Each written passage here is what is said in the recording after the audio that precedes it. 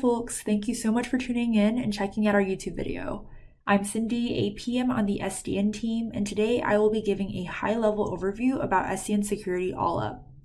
In this video, we'll discuss microsegmentation, network security groups, tag-based segmentation, default network policies, and audit logging.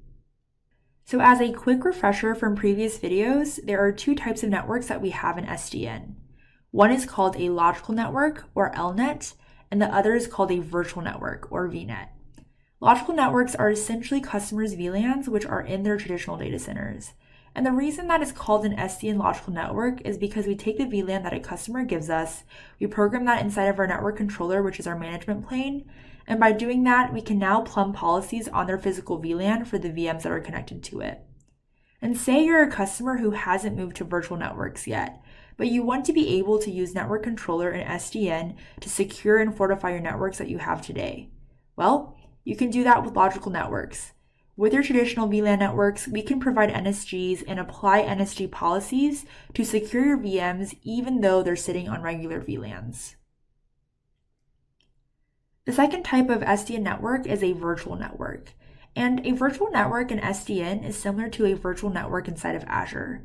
With virtual networks, it's really bringing an Azure VNet into your data center. By starting with logical networks and seeing how SDN can provide value there, and then moving on to virtual networks, customers can seamlessly integrate SDN into their networks. Regardless, you can gain many security benefits with either logical or virtual networks, but why does that especially matter today? Network security is a top concern for organizations because there are increasingly more breaches, threats, and cyber risk every single day. According to the Identity Theft Resource Center's 2023 Data Breach Report, there was a 78% increase in data breaches reported compared to the previous year. And 2023 represented an all-time high for data compromises in the US. The need for network security is more important than ever since these cybercriminals are using sophisticated attacks designed to bypass any sort of perimeter-based controls. In traditional networks, security is set at the edge where north-south communication takes place. In other words, it helps secure traffic that is traveling in and out of the data center. While traditional networks secure your internet from the outside, there's minimal protection for traffic inside the perimeter, especially in today's hybrid cloud world, where the perimeter between your intranet and the outside world has largely been blurred, and a large portion of traffic is actually flowing east-west or server to server between applications. If you look at the topology on this slide, endpoints are able to communicate with one another freely within VLANs or subnets behind a firewall. If an infection on one of these servers isn't contained, it can easily spread to the other servers. And as a result, organizations might use physical firewalls to protect their east-west traffic. But this actually creates network resource utilization bottlenecks where in the situation of a physical firewall's capacity being exhausted, you can only scale security by replacing your firewall with a larger one or adding more physical firewalls. And this can become really expensive and difficult to implement and manage.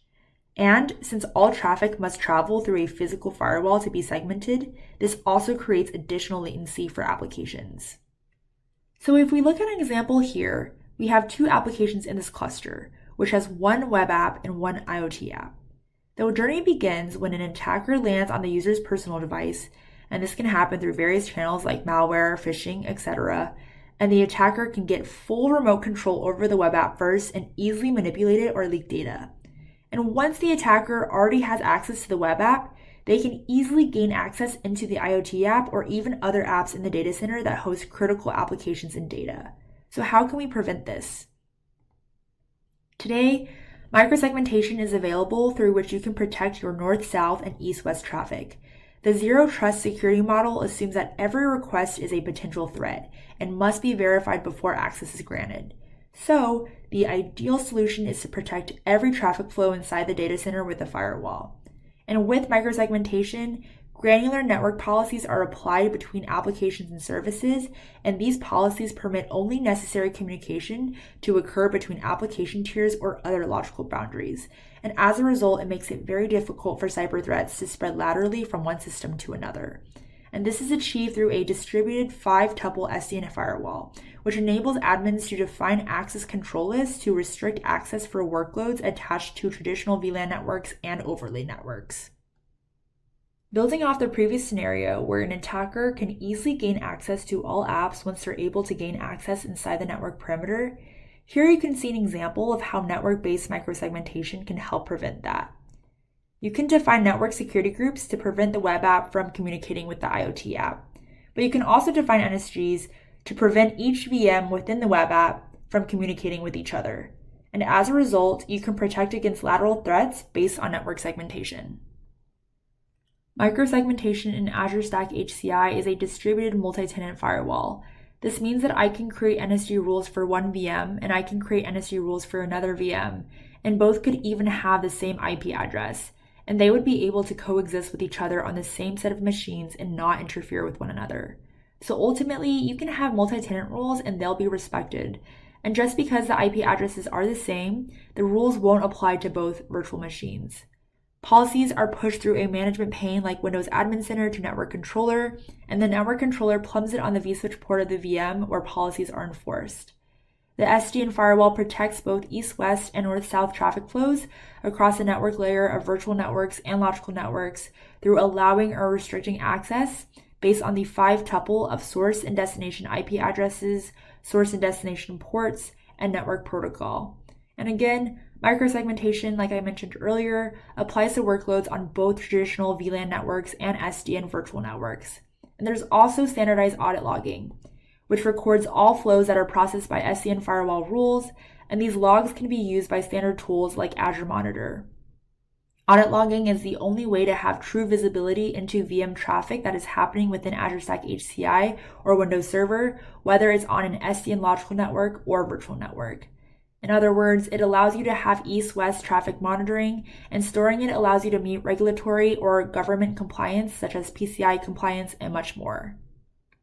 Now that we've covered the foundational aspects of microsegmentation and network security groups, I will now show a demo of creating logical networks and attaching NSGs to them in Windows Admin Center. Today, I'm going to walk through a simple demo of creating a logical network and then attaching a network security group to it. So what you'll see here is that I'm currently on test cluster RR1N0708. When you have SDN deployed, you'll notice that there are a few things that appear under the networking tab. For this demo, we'll be focusing on logical networks, which are essentially your VLANs that are in your traditional data center, as well as network security groups, which are used to allow or restrict communication between two or more entities. So the first thing we're going to do is create a logical network. To do so, I'm going to click on logical networks here under the networking tab.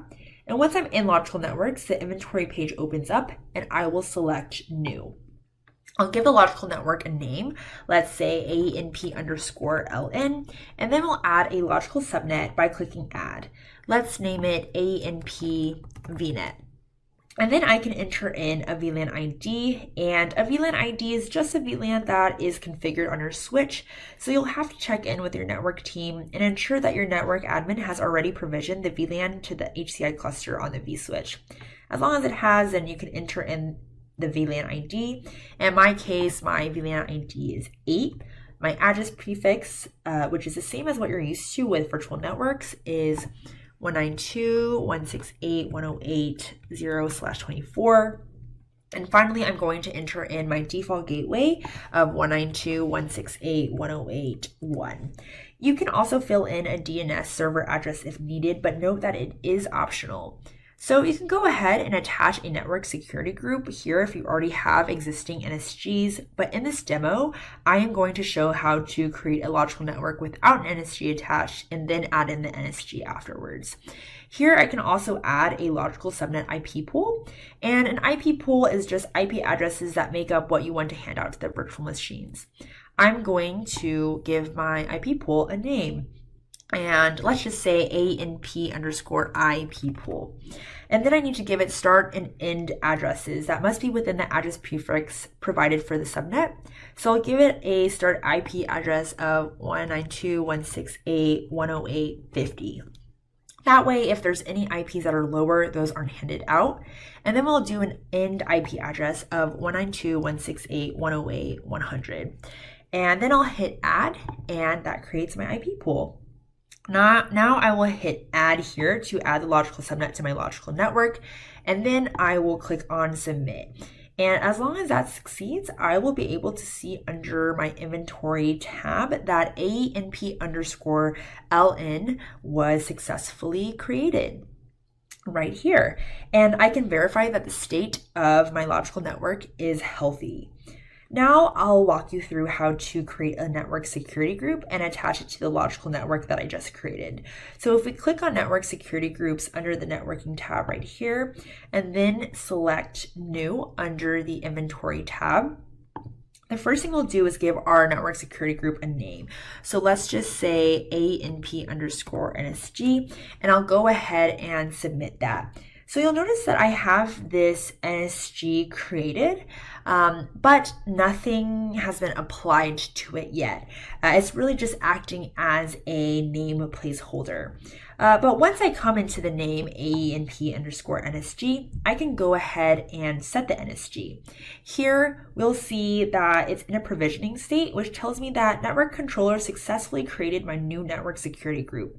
But to create a network security rule, I'm going to click on New under Network Security Rule, and I'll give it a name of the network security rule that I want to create. So let's say Deny RDP. Here, we're also going to give it a priority, and just note that a lower number denotes a higher priority and is therefore going to be the first rule that gets hit. So in this case, I want it to get hit first, so I'll give it a 101. I'll select inbound for the type, and I'll keep all for the protocol and any for the source. I'll give a source port of star or asterisk, which denotes all source ports, and for destination, I'll keep any, and for the destination port, I will input 3389, which is typically the port for RDP. Then we can choose allow or deny under actions to specify whether to allow or block the packet. Here we will choose deny because we're denying RDP. And finally, the last piece here is logging. In this case, I can keep it enabled, and that means that all traffic matched by this rule is logged on the host computers.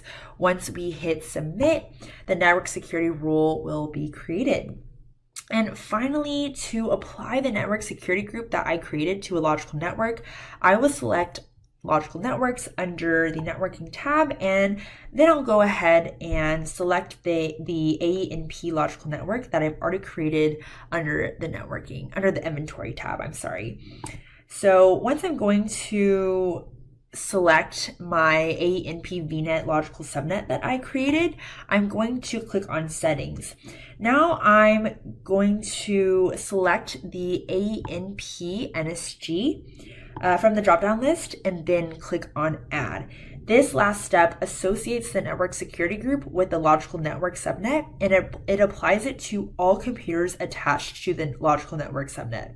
So you would follow this exact same process to apply a NSG to a virtual network, but of course, instead of selecting logical networks here, you would just select virtual networks here and then follow the same steps that I just demonstrated with applying the NSG to my logical network. And with that, you now know how to create a logical network, create a network security rule, and attach a network security group to an LNET. Now that we've taken a look at network-based segmentation on WAC, it's important to understand that there are some limitations. The first limitation is that your security policies are tied to network constructs, so you'll need to know which apps are hosted on which network segments, meaning that you'll need to have a fair understanding of your network infrastructure and architecture. The second limitation is that since your policies have network elements which will be unique for every application, you can't reuse that policy for other similar applications, and so your policy will have to be recreated for every instance. And finally, if you decommission your old application and provision a new application in the same network segment, you will have to modify your policies. These issues can be solved with tag-based segmentation. The value that tag-based segmentation really brings is instead of having to rely on outdated methods of specifying IP ranges for network security group control, admins are now able to use custom service tags to associate NSGs and VMs for access control. So you no longer have to remember and retype the IP ranges for your production and management machines. Instead, you can use simple, self-explanatory labels. With tag-based segmentation, you can label your workload VMs with tags of your choice, and then apply security policies based on these tags, which can be completely custom based on your requirements. For example, the workload VM here has 3 tags. It's part of the production environment, it belongs to the Exchange application, and even within the application, it belongs to the Mailbox app tier. And now, your network security group source and destination can be a tag or a network segment. And with this, you no longer need to track the network segments where your applications are hosted, and this is used widely in the market today. Instead of having to specify every IP range for each machine, you can see how the NSG policy gets simplified on this slide, where you can tag corresponding VMs with web and IoT network security tags. You can then create a network security group rule to prevent the web network security tag from communicating with the IoT network security tag, so that communication is blocked between the web and IoT applications. So with network security tags, management and provisioning of network security groups becomes much easier. Here are a few screenshots from Windows Admin Center showing that you can create your network security tags under the Network Security Groups page on the left table of contents, and then assign your created network security tags to VMs. Now we'll take a look at this tag-based segmentation demo, where SDN Principal PM Anirban Paul will show two applications, one being a web app and one being an IoT app, and how you can use security tags to deny communication between the two apps by assigning tags and applying a network security rule. Here I already have an HCI cluster with SDN configured. The first step is to create the web network security tag. This tag is of type application. I create the security tag. Now the next step is to create the web VM, web app VM, with assigning the network security tag to the VM. So let's go ahead. We will create the web app VM. We will assign it to a network, first connect it to the virtual switch, and then connect it to the application network. And then in the application subnet, we will provide it an IP address from that subnet. And here, as you see, I select a network security tag of type application and the name is web. I assign a storage to the VM, and with that, we should be ready to create the virtual machine. So this will create the web application VM. Now we will do the same thing with the IoT VM, where we are going to create a network security tag with name IoT, again the same type as application. And then in the background, I have already created the IoT app VM to save time. So now you have both IoT app VMs and the web app VM. Let's try to ping the web app VM from the IoT app VM. As you can see, communication is working between these VMs. Now we are going to create a network security group which is going to deny communication between these VMs using these security tags. So let's go ahead. I'm going to create a network security group called IoT Web App. And then within the network security group, we are going to create and deny inbound rule, which will prevent the IoT app from communicating with the web application.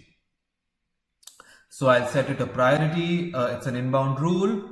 In the source, I'm selecting the network security tag, and in that tag, I'm selecting the IoT application tag.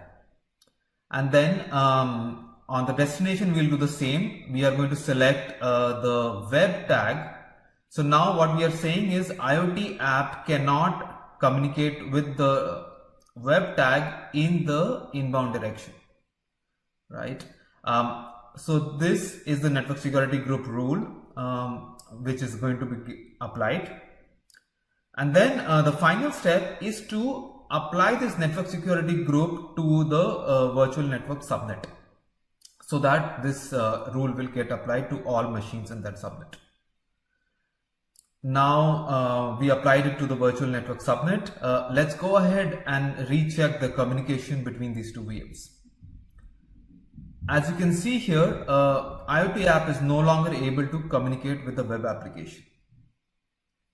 So this concludes the demo. You can see how easy it is to create a network security groups between your applications simply by using tags.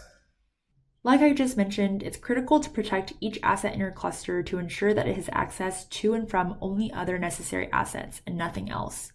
We are introducing default network policies with Windows Admin Center. Now you can select which ports on your virtual machines are exposed to other networks, which makes it very difficult for compromised assets to spread threats laterally.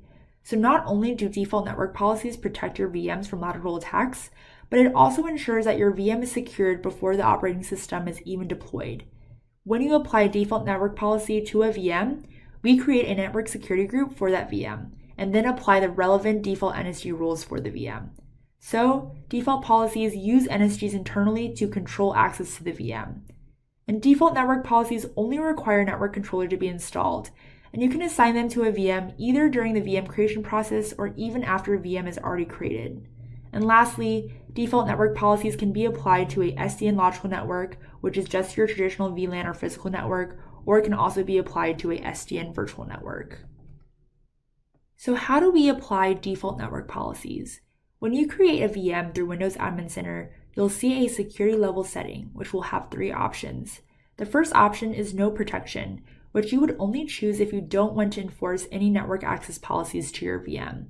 Since this would expose all ports on your VM to external networks, we don't recommend this option because it would be a security risk. The second option is open some ports, which applies default policies that will block all inbound access except for specific management ports that you want enabled and allow all outbound access. And finally, the third option is use existing NSG, which applies custom policies and allows you to specify an NSG that you have already created. And it's important to know that DMP is currently available only through Windows Admin Center, but integration with VM Self-Service through Azure Arc will be coming soon. And now we'll take a look at a demo where SDN Senior PM Kyle Bisnet will walk you through how to assign a default network policy to a VM in Windows Admin Center. Hi folks, so today we're going to look at a demo of default network policies. So you'll notice first I have 3 healthy network controller nodes. So if I look at those network controller nodes, I can see that they've been deployed, but I have not deployed any load balancers or any gateways. Keep in mind that load balancers and gateways are not required to take advantage of DNP or default network policies. So the first thing I'm going to do is in this scenario, we want to apply DNP to a SDN logical network or LNET. And what that simply means is it's an abstraction of your physical network, right? So no SDN is actually in place. We're actually just creating a logical network for VLAN 21 that resides on your physical network. So once this goes ahead and completes, we're going to go ahead and select that and choose settings. We want to ensure that network virtualization is not selected on this. Again, we're not using SDN at this point. We're simply plumbing network security group policies using DNP. So then we're going to go to virtual machines. We're going to actually create a new virtual machine. In this case, we can go ahead and call this one Contoso VM A. And then we're going to accept all of the existing defaults, except for in the network pane. Now, in the network pane, we're going to go ahead and choose our converged switch HCI. We're going to choose our LNET. Again, that's the physical VLAN on your physical network. We're going to choose that logical subnet. And then this is where we're presented with DMP options. So you'll see no protection, which if we select that, will give you a banner saying this is a security risk and of course not recommended. If we choose open some ports, you'll see that list of ports of where you can go open those well-known ports. And then again, if you've already invested in NSGs, you can use existing NSGs that you've already created today. So since we're doing a DNP demo, it's best to look at what ports we want to open. In this case, we did choose RDP. We're going to go ahead and give it the virtual hard disk, and we'll go ahead and grab our ISO file from here. Now again, keep in mind, before the VM even has been created, we've already applied network rules to the virtual machine. Now that virtual machine is created. You may be asking yourself, how does this look inside of the NSG pane after we've created a default network policy? You'll see that we actually have a policy there called Contoso VM A. If we select that policy and we drop down into the NSG feature set, you'll see that we actually created 2 rules as well. So we have RDP, which is allowed, and then we're blocking all of the other traffic. Now keep in mind, we're still allowing all outbound traffic, but this is actually assigned to VMA. So it's not a real demo, right? Unless we actually go and we test this. So we've allowed RDP. We're going to go ahead and check the Windows firewall. We're going to ensure that the Windows firewall is disabled, and then we're going to ensure that RDP is enabled on both of these VMs. So again, this is Contoso VM A, where we applied DNP, and then we have another test VM, which is Contoso VM B. Again, ensuring the firewall is off on VMB and also ensuring that we can RDP from it. So we're going to go ahead and check RDP is enabled, which it is. Okay, so our test to VMA, remember we allowed remote desktop. So we should be able to put in the IP address of VMA and connect via RDP. Now we'll get our credential prompt, and then after we go ahead and give our credentials, we should get the infamous certificate pop, right? And once we have the certificate prompt, that means that we have RDP established. So we do see that, and we are able to RDP to the VM. So now in this case, let's go ahead and reverse this. I mentioned that we allow all outbound access from the VM, which means we should be able to RDP to VMB. So we're going to go ahead and try that. We'll get the certificate or the credential prompt, and then once we have the credential prompt, we should get the certificate prompt. And again, this is just proving that outbound access is able to take place. That's it, folks. I hope you guys enjoyed this demo, and we'll chat soon. Great. So I hope you found this overview helpful, and hopefully you now better understand the foundation of SDN security features like microsegmentation, network security groups, tag-based segmentation, default network policies, and audit logging. And of course, please feel free to leave any comments below and let us know how we can help. Your feedback truly makes a difference, and we are actively monitoring the comment section, so please do not be shy. Thank you so much for watching, and we'll see you next time.